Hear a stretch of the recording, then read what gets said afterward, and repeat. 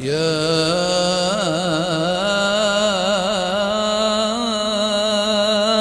رمضان.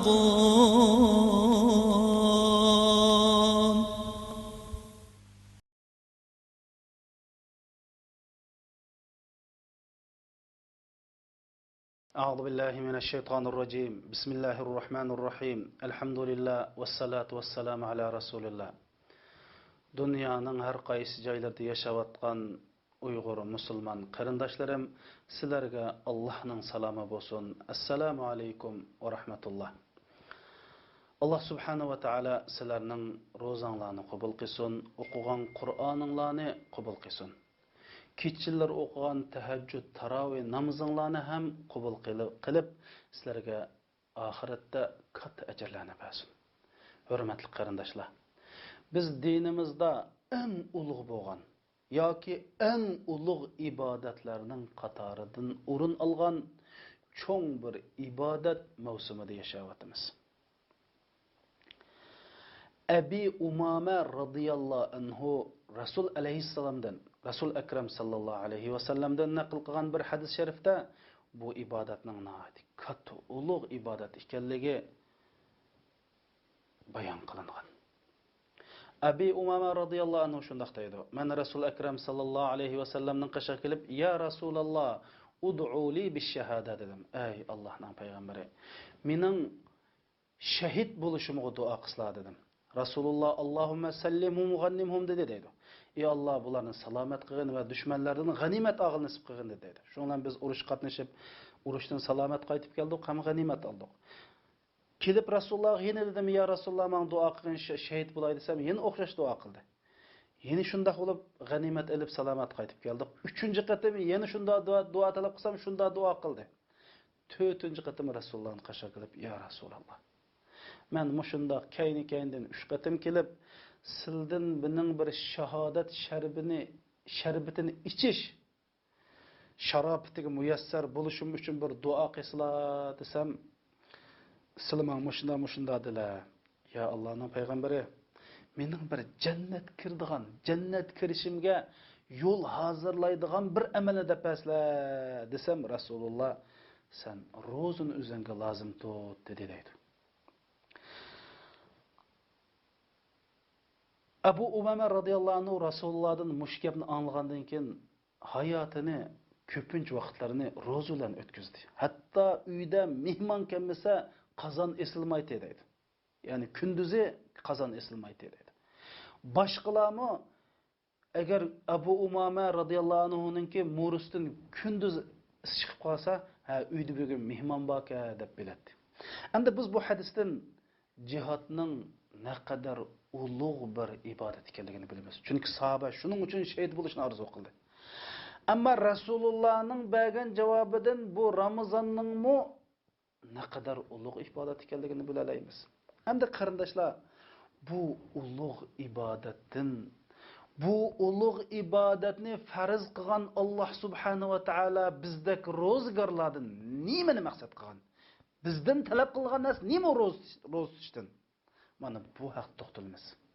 Endi biz Alloh subhanahu va taoloning ro'za haqida nozil qilgan oyatini o'qisak, maqsad aniq bayon qilingan. Alloh subhanahu va taolo deydi: "A'udhu billahi minash shaytonir rojim. Ya ayyuhallazina amanu kutiba alaykumus siyamu kama kutiba alal ladzina min qablikum la'allakum tattaqun." Ey Alloh iymon etgan mu'minlar, sizlardan burun kishilarga farz qilingandak Ramazon sizlarga farz qilindi, sizlarning taqvodorlikda voyaga yetishinglar uchun deydi. Demak, Ramazonning farz qilinishdagi maqsad Allohning maqsadi bizning taqvodorlikda voyaga yetishimiz uchun ekan qarindoshlar. Hatto islom dinida barliq ibodatdagi maqsad taqvodorlik maqsad qilingan. Allah subhanahu wa ta'ala Kur'an-ı Kerim'de Ya eyyuhan nasu ubudu rabbakumulladhi khalaqakum vallazina min qablikum la'allakum tattaqun deydi. Ey insanlar, sizlarni va sizlarning din burunqi kishilarni yaratgan Rabbinglar Ta'alaga ibodat qilinglar, taqvodorlikda voyaga yetishinglar uchun deydi. Demak, hamma ibodatdan namoz, zakot, ro'za, Allah'ın zikri qilish, Qur'on o'qish, sadaqat berish, hamma ishlardan taqvodorlik maqsad. Bulupmu Ramazan insonlarni taqvodorlikqa opiradigan, taqvodorlikqa yetkazadigan eng yaxshi ibodat. Demak, Ramazondan maqsad taqvodorlik. Chunki Alloh subhanahu va taolo taqvodorlarni suyudi. Innallohu yuhibbul muttaqin. Alloh taqvodorlarni yaxshi ko'radi. Hudallil muttaqin. Qur'oni Karim taqvodorlar uchun mash'aldir. Alloh subhanahu va taolo taqvodorlarni jannatga kirdi qarindoshlar. Taqvodorlar bo'lsa Allohning eng yaqin bandalari. Xo'sh, unda o'z taqvo degan nima degan gap bu taqvodorlik degan? Taqvo degan bu so'z arabchada insonningki bir narsadan o'zini himoya qilishini ko'rsatadi. Saqlanishni, mudofaa qilishni ko'rsatadi qarindoshlar. Endi bu taqvo qanday odamni taqvodor deymiz desa, ulamolar buning o'xshashmagan ta'birlarni bergan. Ba'zi ulamolar degan taqvodorlik Alloh buyurgan har qanday ishni taltikus qilish, cheklagan ishni umumiylik tark etish bu taqvodorlik degan. Ba'zi ulamolar taqvodorlik deganimiz Alloh subhanahu va taolo yaxshi ko'radigan har qanday bir ishdan, so'rindan qilib qolmaslik, Alloh yomon ko'radigan har qanday bir ishni va shu so'rinni tark etish, yomon ko'radigan ishni tark etish. Mana bu taqvodorlik degan. Umar radhiyallohu anhu, musulmonlarning ikkinchi xalifasi Umar radhiyallohu anhu peshvo, kat sahaba Ubay ibn Ka'b radhiyallohu anhu dan so'radi. Ey Ubay, ma huwa taqvo? Taqvo degan nima deb so'rabdi. Ubay ibn Ka'b radhiyallohu anhu javob berib, ey mu'minlarning amiri, sen menda tikanlik yo'lda men baqqanmi debdi, men baqqan. Qanday maqtang tikanlik yo'lda desa, chaponlarimning kiyimlarimni ustun qilib, shu noiti oy putumni shunda ko'tarsam, ikkinchi qatim dassaydigan vaqtda noit ehtiyot bilan shunda dassab, noit ehtiyot bilan mangtayin desa, mana bu taqvolik degan qarindoshlar. Demak, bu taqvolik Ramazondagi asosiy maqsad. Endi taqvolik nurg'un odamlar biz taqvolik qilib tarat olgan chog'da og'zimizni suv olsak, bir yutum suv o'tib ketmasin deb shunda ehtiyot qilamiz. Taqvolik qilamiz deb qo'llarimizni duoga ko'tarib Allohga yig'lab, kechillar Allohga yig'lab, Qur'on o'qiymiz, tahajjud namozi o'qiymiz, mana bu ro'zlarni tutamiz. Bu taqvolik qarindoshlar. Taqvolik uchun shunday qilamiz. Endi bu Ramazon qarindoshlar nimadan iborat? Inson o'zininki nafsini kontrol qilishdan iborat. Ramazon faqat bir yemek ichmakdan ma'lum vaqt, ma'lum muddatda chekinish deganlikni ko'rsatmaydi. Ramazon deganlik inson o'zining ruhini, o'zining nafsini, havoyi havasini kontrol qilib, shuning ustidan g'olib kelishini ko'rsatdi qarindoshlar. İnsan o'zining qo'soqning qulliqidan, havoyi havasining qullig'idan qutulib, mukammal takomul o'zining nafsini ustidan g'olib kelgan bir taqvo inson bo'lishni maqsad qiladi. Endi bu taqvolik nereden boshlandi desak, inson o'zininki nafsini kontrol qila olsa, o'zining havoyi havasini kontrol qila olsa, shuning ustidan g'olib kela olsa, ondan keyin taqvo bo'la oladi ekan. Oyig'i chiqmas. Bu bizning badanimizning moddiy talablarining ustidan g'olib kela olsak, mol dunyoning shavqun so'rallari ustun kela olsak, barliq insonlar g'arq bo'lib ketayotgan rohatparastlik, dunyo parastlikning shiddatlik iqimida iqib ketmay, iymonimizni, odimligimizni saqlab qolsak, mana bu taqvodorlik. Taqvodorlikdan mushu maqsad qilindi qarindoshlar. Nereden boshlandi? İnson o'zining nafsini, havoyi havasini kontrol qilish, ustidan g'olib kelish. O'ylab boqaylik qarindoshlar. Mush dunyoda sizlar bizni o'zaro urush jidaliga solayotgan, inson o'zining inson qarindishini o'tirayotgan, tuhmat qilayotgan, turmalarga tashlayotgan, hatto dushmanlarga chiqayotgan, vijdonni setayotgan, mushning hammasi nima desa, inson o'zining nafsiga, havoy havisiga berilganlik. Ya'ni ya qo'saq balasi yoki shahvat balasi. Mal dunyoni yaxshi ko'rish shahvatparastlik. Mansabning keyindan yurib mansabni deb vijdonini, o'zining kimligini, millatini, dinni sotganlik shahvatparastlik. Chunki bu shu shahvat qarindoshlar. Qo'suq to'ymaslik, mal dunyoga to'ymaslik, kiyimiga to'ymaslik, rohat farog'atga to'ymaslik hammasi shahvat qarindoshlar. Biz shahvat deganda ayollar maqsad qilinmaydi. Mana mushlarning ustidan g'olib kelib, inson haqiqatga intiladigan, cho'ng ishlarga intiladigan, oyiga chiqmas ushaq, chupranda, tayini yo'q ishlar bilan mashg'ul bo'lmay, ummatning, jannatning, musulmonlarning g'imini yeydigan bunday cho'ng ishlarni o'ziga maqsad qilgan odam, mana bu taqvodorlik. Mana islom, roza buni maqsad qilindi qarindoshlar. Oxirsida mush taqvodorlikda ijtimoiy taqvodorlikqa bak ahamiyat berish qarindoshlar. Chunki o'ylab baqila, Imom Buxoriy rahmatullohi alayhi shunday deydi.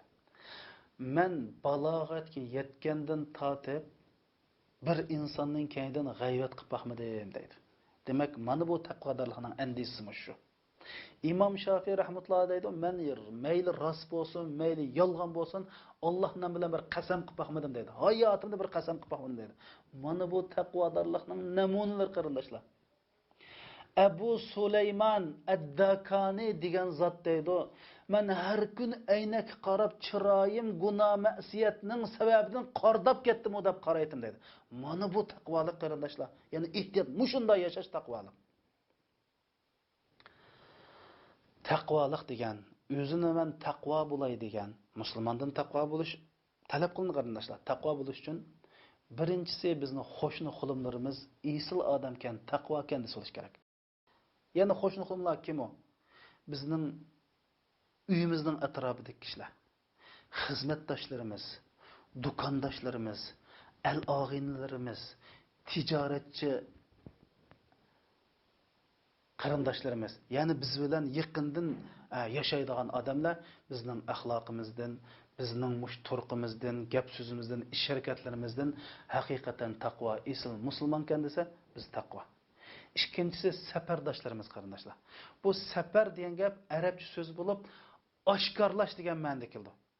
Safarni asl arabchada asbarat tahqiqatu an kaza va kaza deydi. Ya'ni tekshirish natijasi shun oshkorligi deb arabchada safarga oshkorlash degan ma'noda.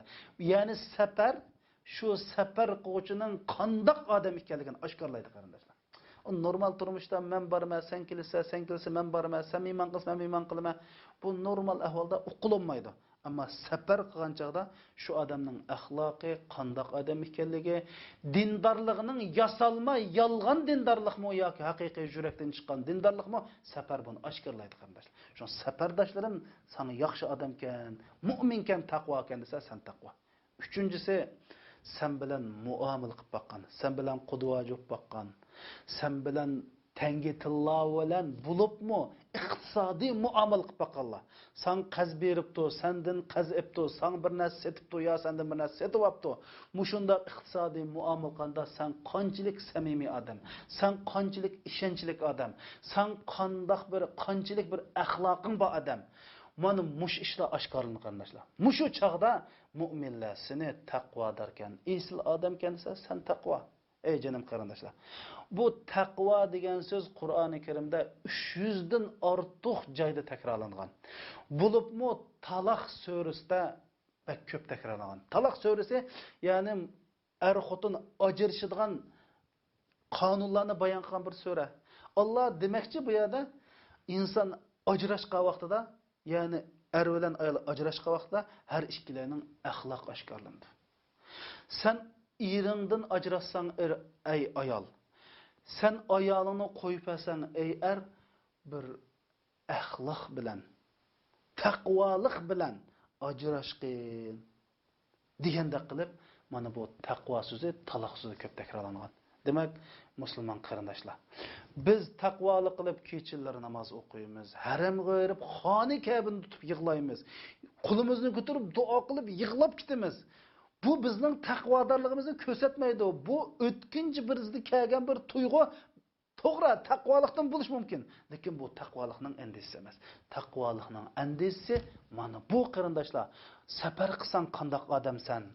Boshqalar bilan tanga tilla bilan muomala qilsang qandoq odamsan? Qo'shnilaring bilan, savoqdoshlaring bilan, al-og'inalaring bilan, do'kon qo'shna, tijorat qo'shnan mushlar bilan sen qandoq? Mana bu taqvodorlikni qiliblar taqvodorlikning yo taqvodor emas ekanligini bildiradigan bir andizma shu qarindoshlar. Mana Ramazon buni maqsad qilib qarindoshlar. Eng muhimi Ramazon nafsimizning havoyi havasimizni kontrol qilishdan boshlandi. Yeyimiz kelganda yemaymiz, ishkimiz kelganda ishmaymiz, ko'zimiz haromdan saqlandi, quloqimiz haromdan saqlandi, qo'limiz haromdan saqlandi, putimiz haromdan saqlandi. Shuning Ramazon tutgan vaqtida payg'ambar alayhisalom yolg'on gap qilgan odamning Alloh subhanahu va taolo uning rizqiga ehtiyoji yo'q. Man lam yada qawla zur wal amala bi falaysa lillahi hajatun fi an yada'a ta'ama va sharaba. Ro'za tutgan odam yolg'onchilikni va yolg'on ishga amal qilishni tashlamasa, Allohning ro'ziga ehtiyoji yo'q deb qarindoshlar. Bu Ramazon mana biz inson o'zimizni kontrol qilish, nafsimizni kontrol qilish, shahvatimizni, havoyimizni kontrol qilib, buning ustidan g'olib kelib, bu qo'saqvalalig'idan, mol dunyoga to'ymaslikdan, mana mushjatini kontrol qilsak, biz taqvo degan inson qatoriga kiramiz. Taqvoli degan shunda bo'ldi. Cho'ng-cho'ng ishlar o'zini bag'ishlaydi. Cho'ng-cho'ng ishlarning g'imini yeydi. Haqiqat nadido deb haqiqatning nurini izlaydi. Haq bilan birga bo'ladi. Hayotini haqqa ataydi. Mana bu taqvo musulmonlarning Qur'oni Karimdagi sifati. Aksicha qo'saqning quli bo'lgan, shahvatining quli bo'lgan jinim qarindoshlarimiz, butun baloyat shu shahvat, qo'saq balasi ya shahvat balasi qarindoshlarimiz. Mana Ramazon mana insonlarni mush patqoqdan qutqizish uchun Ramazon faraz qilingan. Bizni qutqizdi bu Ramazon qarindoshlar. Ramazon bizni haqiqiy bir mu'min qilib qurib chiqdi. Ramazon sil bizning o'zimizni qurib chiqishning eng yaxshi bir vasilasi qarindoshlar. Allah subhanahu wa ta'ala sil bizni haqiqiy Ramazon tutgan kishilarning qatoridan qilsin. Assalomu alaykum va rahmatullohi va barakatuh.